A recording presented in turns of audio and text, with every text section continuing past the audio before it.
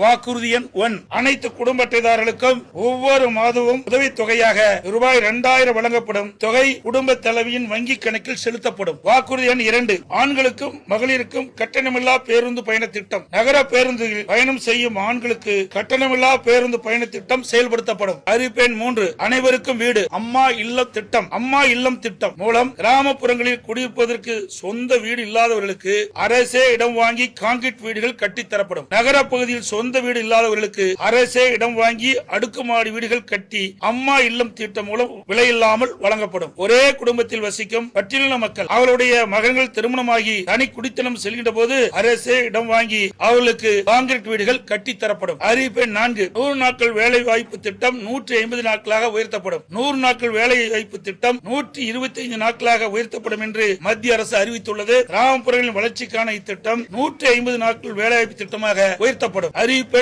5, அம்மா இருசக்கர வாகனம் வழங்கும் திட்டம். மகளிருக்கு ரூபாய் 25,000 மானியத்துடன் 5 லட்சம் மகளிருக்கு அம்மா இருசக்கர வாகனங்கள் வழங்கப்படும்.